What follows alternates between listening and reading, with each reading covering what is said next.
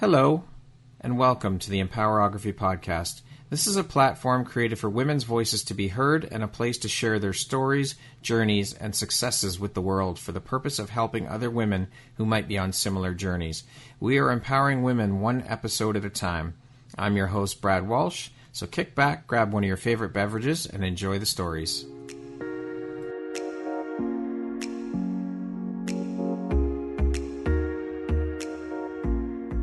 If you're looking for jewelry that makes an impact on your self-care routine and your style, Empowerography would love to offer you a discount code to one of our exclusive partners, Quartz & Canary Jewelry and Wellness Company.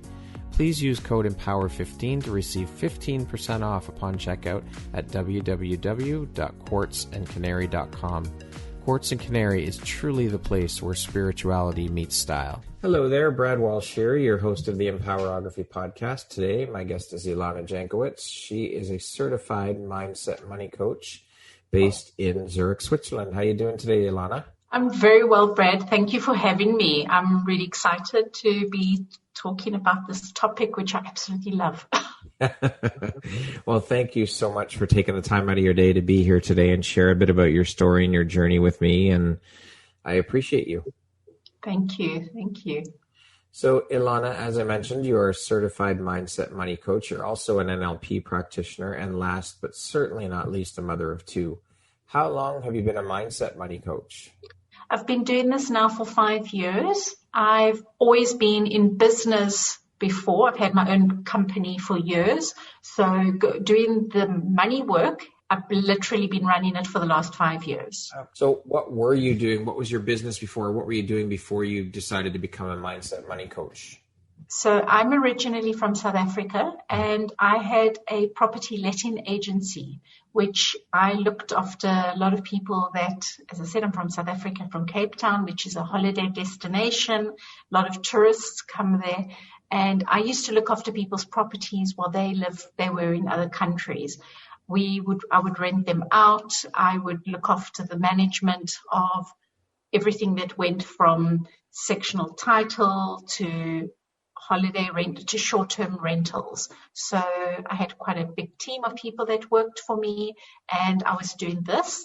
And then I was working in as well. I actually sold that company, and the people that bought that company employed me a couple of years later to get involved in their hotels. And I did the marketing and business and public relations for 4 different hotels just before I came to Zurich. Wow. And so what prompted the move to Zurich? Trailing spouse, the husband's job. I told him to go. I wasn't going. I was not impressed.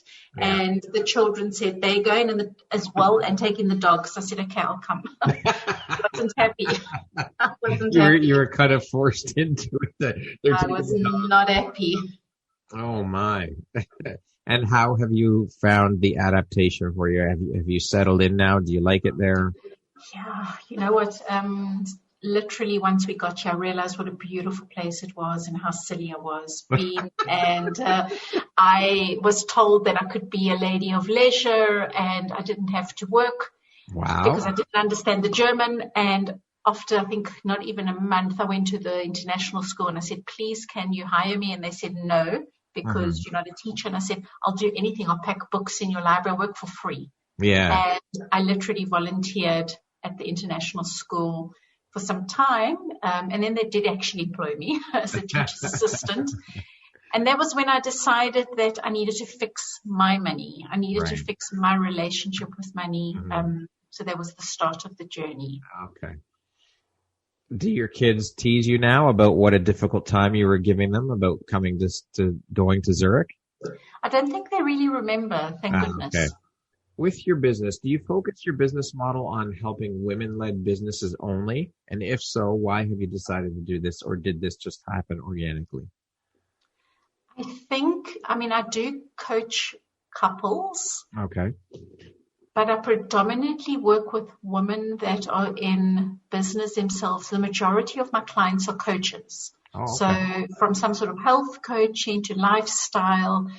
A lot of these ladies have studied whatever they've studied. So they've studied nutrition, or they've studied whatever the topic is, KonMari specialist or whatever they've studied. Yeah. But they don't have the business side. So they run their businesses like hobbies. It doesn't make money. Okay. And I've got the business know-how. I've literally been an entrepreneur from a very young age, and I help them to actually set it up as a business. Okay. Why did you decide to focus your energy and business on money, mindset, and coaching? Did this journey, I know you had just briefly alluded to it, so I'm assuming that this journey for you began with some of your own personal struggles, correct? Yes. So can you talk to us a bit about your own personal struggles and journey with money mindset? Sure. So basically, I grew up with a lot of poverty, a lot of lack, a lot of scarcity. My mom was widowed at a very young age and had 5 children to look after. So I knew what it was like to go without. I knew what it was like to be different from the other children at school. And I knew that my mom had the car that I was embarrassed about, and I wore my hand-downs from my brothers, never went shopping. Money was always an issue in our home. Okay. I vowed subconsciously, as we do, that one day when I'm a grown-up, my children are going to have a very different life. They're not going to be embarrassed like I was. They're not going to go to birthday parties without presents. They are going to have everything of the best. And you know, when you set an intention like that, the universe has a way of giving you what you set. Yes, for sure. My kids came along and they wore designer clothes from babies. That half the time they didn't even wear because they outgrew it before I even put it on them. They went to private schools. We had birthday parties where people would think, you know, it was a theme park because it was just so over the top. And I managed to spend so much money, and money that we didn't have. We were earning, both of us, my husband and I, good salaries, but I spent even more than that. I learned, because I've never learned this lesson at school about money and what credit cards were, but I learned that credit cards could actually give you what you need. So I would just get another credit card, and when that one was full, I'd get another one. Wow. And it got me into some serious problems with my husband. He thought he didn't come from this family that I did. Yeah. So he thought, wow, you know, women stop spending. Yeah. And he was not happy. And every month when the credit card statement would arrive, I would have to go into hiding because he would go absolutely crazy. He was so angry. He kept on telling me, please stop spending. This is your budget. Why are you spending this budget? I've never ever knew what a budget was, how to have a budget. Right. So literally, we were always fighting about money. Right. Continuously fighting. And eventually, a friend of ours said, you know, when you're sick, because they knew about this, that we were having these problems. When you're sick, you go to a doctor. When you've got a toothache, you go to a dentist. Why don't you actually get help? And I was like, no ways. This is like too embarrassing. Yeah. And who do you get help from? What do you do? And they said, well, there's money therapists, there's behavior therapists, there's money coaches. And I pushed back for quite a while. And eventually I decided I would get help because my husband started writing me letters saying that I needed to get some help. And I went for this coaching. The work, the transformation, the inner healing that went on was phenomenal. Every week I was in tears. And at the end of, while I was going through this process, the woman who was coaching me said to me, you've got intuition that I haven't seen for a very long time. You connect with the people in the meeting. Have you ever thought about being a coach? I said to my husband, yeah, you know, she's just, now they want more money from us. Yeah. And literally, I kind of resisted that as well. So I was very good at resisting things. Eventually, I realized when we were doing certain exercises, these things that she's talking about, I know people that do these things. I know friends that hide the shopping from the husband. Yeah. I know sister-in-laws that do X, Y, Z. So I decided, okay, I'd look into it. And that's how the journey started. So I've combined the money coaching with the business sense, with the NLP, with the whole lot together. And the coaching is really just helping people move their business away from being a hobby. I say if your business doesn't make money, it's a hobby. Very true. So that's how it started. What a journey. Did you have resentment towards your mother for the situation and how you grew up? Yes. Yeah. So I had to work on that. I had to work on forgiveness with her. We also grew up in, which a lot of families have, which is something which I call dysfunctional family loyalties, where she literally put her hands up and said, I have 5 children now. My children are all working. They all need to help me. Right. And we had to support her. Wow. And this was a huge burden because I was trying to get on my feet, but yet we were paying the insurances and the car and all these things that she wanted in her life. And that made me even more resentful. Yeah. So have you since healed that relationship with your mom? Definitely. Definitely. Good. Ilana, how have these experiences helped shape the woman you are today, do you think? I think it's made me have empathy for people that are going through difficult times. It's made me realize that anything is impossible. You can achieve whatever you want to achieve. You just have to be prepared to do the work, the inner work. Right. And that's the big one for people, right? Because a lot of people don't want to look within and do that inner work because it's hard. It's very hard. How have these experiences helped you become a better coach and better serve your clients, do you think? I know that because of my experiences, often we get the clients that we mirror. Right. So I used to get, in the beginning, when I started coaching, I would get people with very similar stories to me. That I realized afterwards or through the process was me continuously working on my issues. Right. But then I was able to help them from my own experience. What is it that excites or inspires you about helping people and guiding people through their mindset around money and helping people become financially aware and comfortable? One of the most amazing things is when I literally see my clients start making money. One of my clients told me this week, and I know when I started working with her a while ago, she used to tell me that every time her husband paid bills, he used to get into a really, really bad mood because there was more bills than money. Yeah. And she said, he said to her the other day, maybe I should work with your money coach because there's always money in your bank account. So that is something that makes me super, super excited, that I can teach these women how to make money in their business, how to save, how to look to the future and put money away for their pensions, for whatever they're wanting to achieve, because everybody's got a different list. Is there a particular age group when it comes to your clients?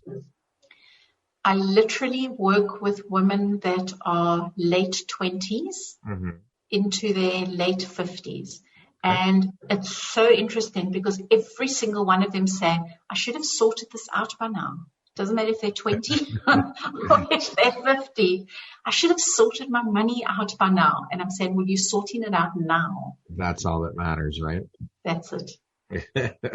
Now, I know through previous conversation that you and I have had that you're a no bullshit type of person. Do you take that approach when working with your clients? Can you talk to us and tell us a bit about your approach with clients? I always say to them, how would you like me to coach you? Would you like me to be very gentle and hold your hand? Or would you like me to kick ass? And they normally say kick ass. And that's when they're supposed to have done homework for me, or they're supposed to send me their quarterly planners that I can see what they've got planned for the month, what's coming up for them, what things are they doing in their business. And they don't send it to me. I will message them until they realize, okay, she's not going away. I better do it. So I try and just be, also, I think the way I speak is quite direct. I want them to achieve. I want them, when they're finished working with me, when they finish the program, that they see the results. Right. You know, I've got clients that are doing some of my online programs. They sign up, they pay a lot of money, and I never hear from them again. Really? Yes. because they think they've done money coaching. They've paid for it. I will message them and say, when are you starting? Or when can I expect your first workbook? Can you give me a date when this should be finished? And you don't hear back from them? There's one or two that I don't, and they don't even ask for their money back. They're just they've done money coaching now. The rest of them, they do. Yeah. Sometimes something's happened. There's been some sort of drama or trauma, whatever. Right. So then I know, okay. Sometimes I've even put it on hold. If somebody's going through a very difficult time, they're moving house or they're getting divorced, I'll say, look, why don't we just take a break? Yeah. Go and do what you need to do. You've got too much going on. We can fix this later. Yeah. Put it in the diary, and then I'll contact her whenever we decide between the two of us. What do you think is one of the most common reasons for people getting stuck or having blocks around their relationship with money? They don't see their blocks. People don't see the faults in themselves. It's very easy I always say, for people to look at someone else and see their faults. Mm-hmm. So a lot of the limiting beliefs, a lot of the blocks, it comes from their childhood. It comes from what they've taken on from their parents, because we take on our parents' money DNA. We see what our parents do from the way they are, and we mimic that. So we become, our beliefs are our parents' patterns. Our behaviors are our parents' beliefs. And they do things automatically without even realizing how detrimental it is to them. When I point it out to them, they then sit up and realize, okay, wow, this is actually limiting me. This is stopping me. They take notice once you bring it up, bring it to their attention. Yes. How common is this issue for people around money mindset and bad relationships with money in your experience that you've seen? Very common, very often. I believe that every person has got a money story. Mm-hmm. We all, either our parents or our grandparents were in the war, some sort of war, or they've grown up with lack or things were hard. That has been passed down. That scarcity mentality is something that we've grown up with. We were born into it. And sometimes people your parents are working, your father, your mother, they're doing well, there's a lot of money in the home, something happens, 2008 crisis, financial crisis, or the dad loses his job or his company goes bankrupt.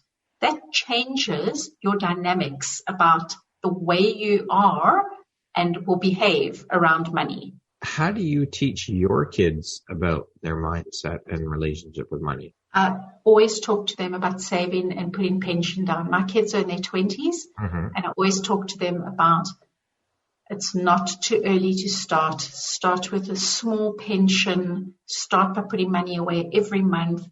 Take a certain amount to save. The rest you can spend. Make sure there's a separate bank account for tax. No, yeah. My son listens, my daughter not so much. She's unfortunately inherited my spending habits. She sends her friends to me to be coached, but she doesn't coach with me herself. Really? How interesting is that? She tells her friends, my mom's the best money coach. You should talk to my mom. But she carries on spending. Wow. Well, I'm sure she'll come around one day. You know what, Brad? She will learn the lesson when she's ready. That's right. She says it's her money. She's enjoying it, and it is her money.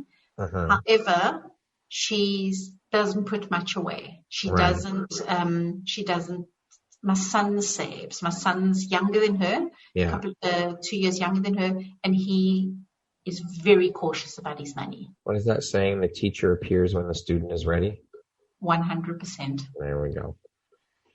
Are there any specific tools or books that have really helped you on your journey?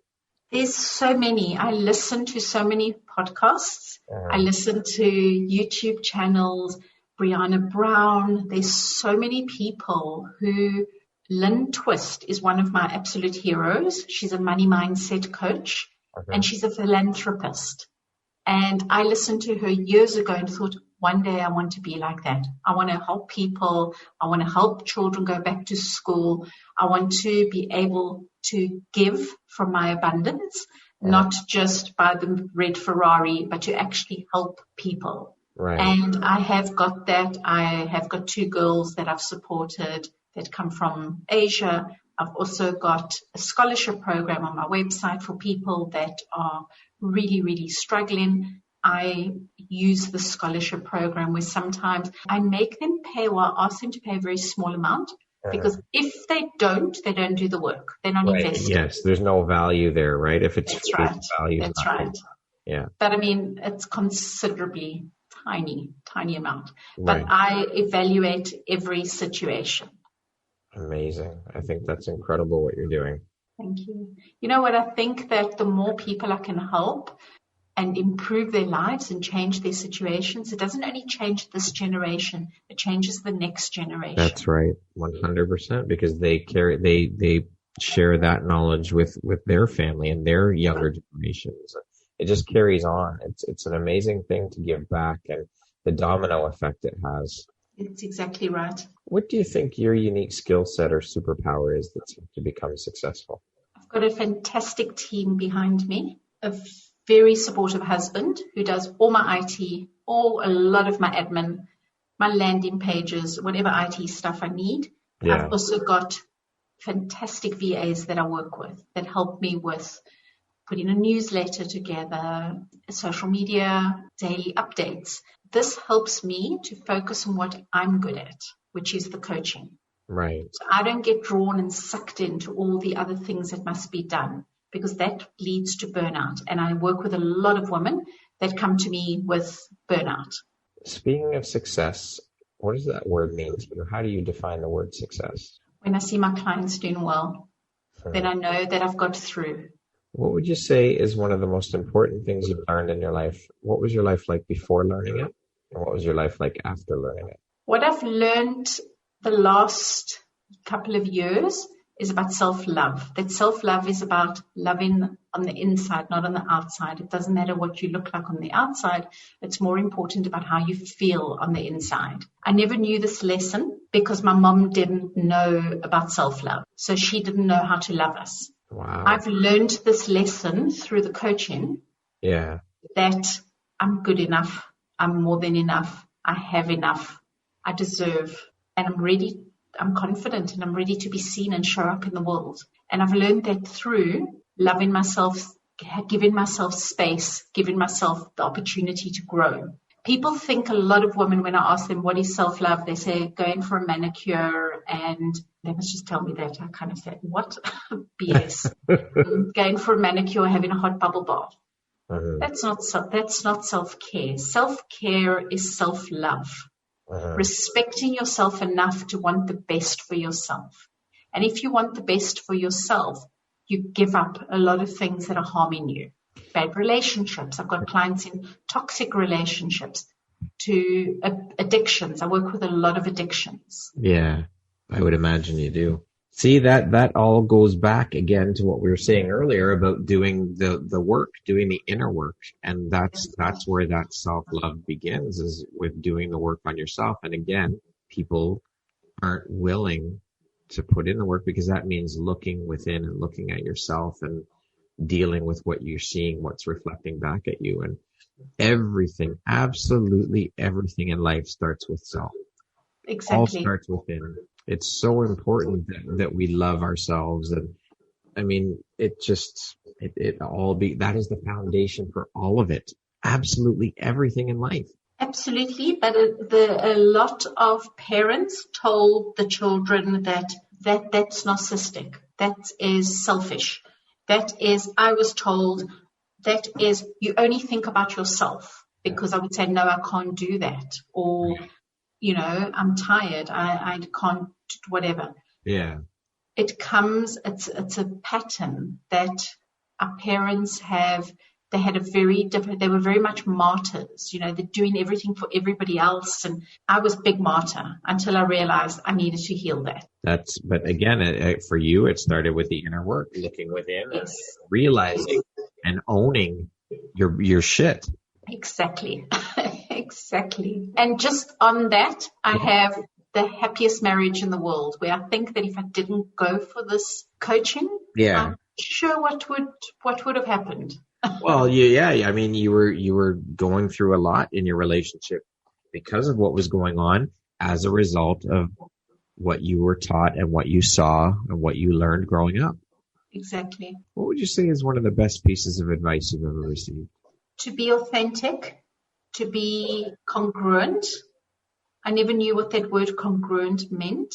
And I heard, I think probably from Lynn Twist, about being congruent. And also, what is in the heart flows out your mouth. You can say something and try and convince people, but if it's not real, it's BS.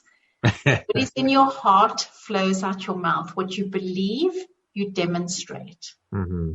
What makes you feel inspired or like your best self? Helping others grow their businesses, because finances, money, creates opportunities. It opens doors for not just yourself, but for other people that you can bless, that you can heal, that you can help. So when my clients are making money, money is an energy. It's a positive thing. I get very excited about that. Yeah, you and I spoke about this on our previous conversation about the root of all evil around money and how that mentality has stuck with so many people. Exactly. It's money myths. They believe that money's dirty and money is not going to bring you love, and they have to fix their money first before they can find love. I've got a list of, I think, over 200 money myths. Oh, really? Yeah, that I work through in one of the workbooks with the clients, because and I ask them to tick, and they tick most of them. Because that's what they've been taught. That's what they've been brought up learning.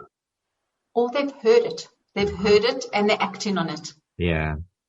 That's crazy. That many money myths. Wow. What was a turning point in your life, and how did that affect you?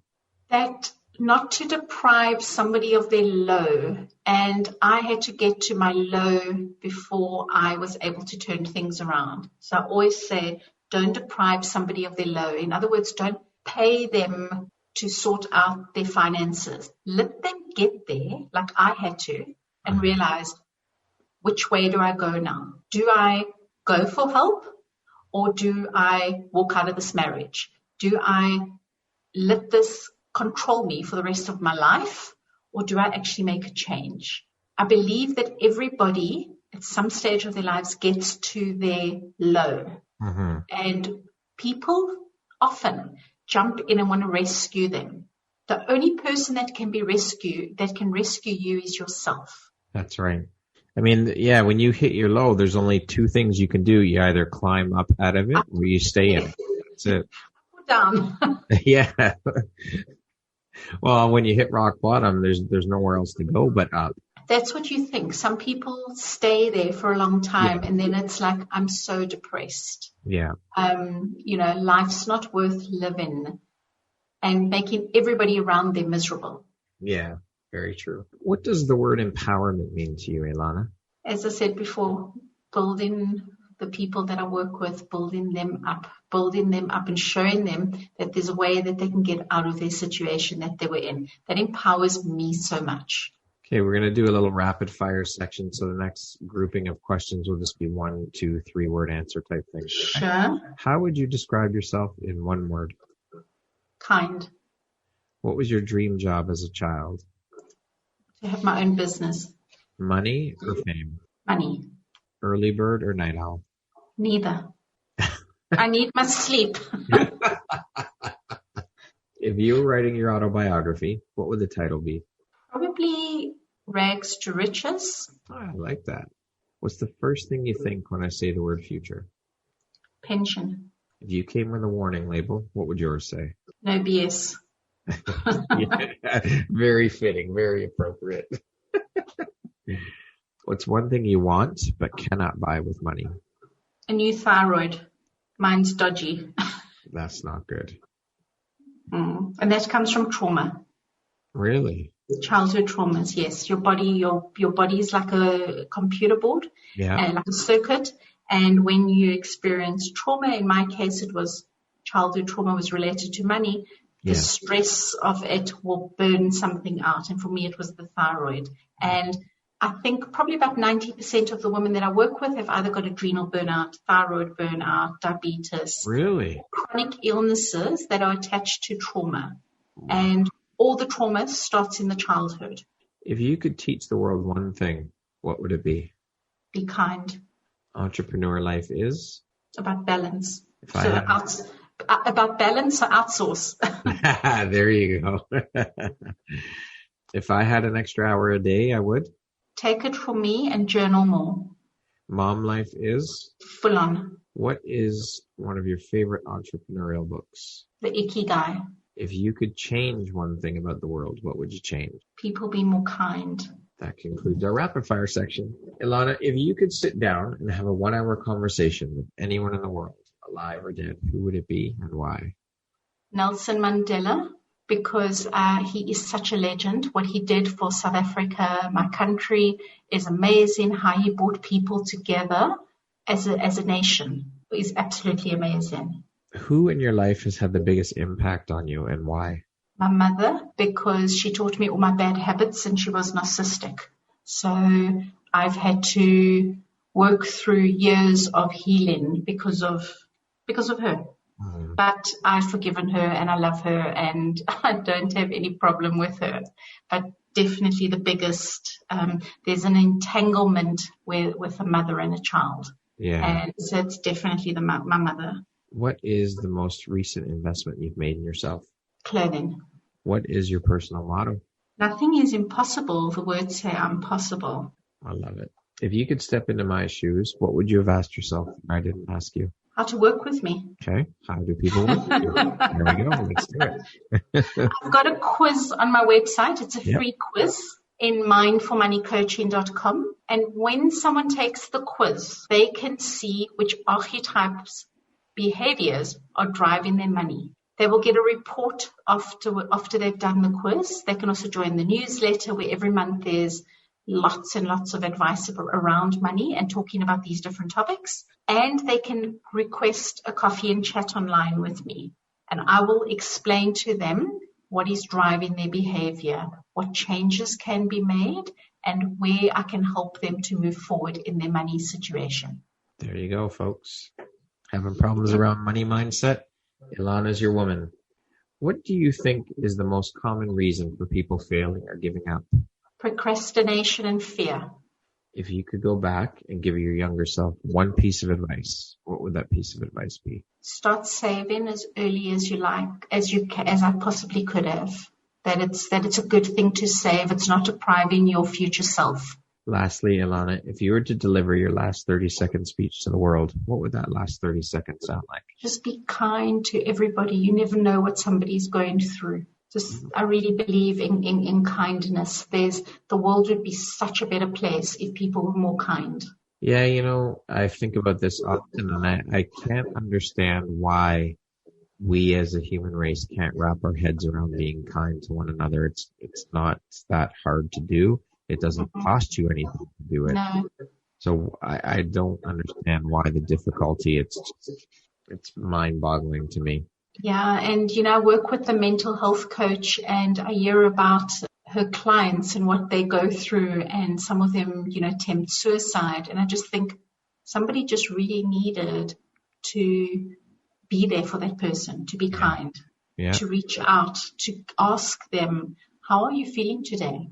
What can I do for you? Yeah, but with that too, Ilana, they have to, when someone, because, so often when we come across people, when we meet people, the automatic words are, how are you today? And it's not genuine, though. It's not authentic. It's just a thing to say. People don't mean it a lot of the time. It's just something you say to someone when you meet them.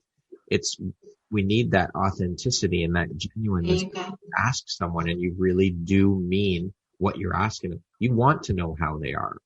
You care about them. Exactly. Yeah. If you don't want to know and you don't care how they're feeling, don't ask them. That's exactly my point. Exactly. But we've fallen into this thing where it's just something you automatically say to someone when you meet them or see them. I don't know. You're right. Kindness, we need a hell of a lot more in the world. And I think that things have shifted a little bit with this pandemic, and I think we're seeing a little more kindness, but we're also seeing the other side of it too, a fair bit too. We're seeing the ugliness and the selfishness of people as well. Yeah, I suppose as that last question was, if there's something I could just say to people, is just be kind. Just be kind. I remember saying to my children when they were little and they used to come in from school and say, so-and-so was nasty to me. I'd say, just be kind back to them. Yeah. Just be kind. Eventually they will stop being nasty. And that was to a 4-year-old child, whatever. Yeah. It's the same across from little kids to adults. Just be kind. Yeah, that's it. Just do your part by being kind, and that's it. Ilana, thank you so much for taking the time to be here today and share your story and your journey. This was an absolutely inspiring and educational conversation. I've thoroughly enjoyed it. So thank you so much for taking the time. I appreciate you, and I think the work you're doing is amazing and necessary. So thank you again for being part of the Empowerography community. You are now officially a member of the Empowerography community now that we've had you on the podcast. So thank you for that. This is so exciting, Brad. Thank you so much for having me today. When I even did this now, I was just thinking about it. I just get so excited, so excited talking about this topic because no one talks about money. They always say no one talks about religion, money, or sex. I love talking about money. I love seeing my clients making lots of money. I love it. And nothing excites me more than because I just think, wow, you can do so much. Well, I love your enthusiasm. It's amazing. And what you're doing is necessary. And I'm thankful to have had you on the podcast to share your story. So I appreciate you. And I'm very honored and proud to have you as part of the Empowerography community and to have you as a part of this podcast. So thank you. Absolutely. Thank you so much. And if anybody wants to chat with me, go and take the quiz. I'd love you to put the link in the... I will put it up with your episode. Yep. 100%. That would be fantastic. Thank you, Brad. Thank you for your time. Once again, my name is Brad Walsh, host of your Empowerography podcast. Today, my guest has been Ilana Jankowitz. She is a certified mindset money coach based in Zurich, Switzerland. Thank you so much, Ilana. I hope you have an amazing rest of the day. Thank you. You too, Brad.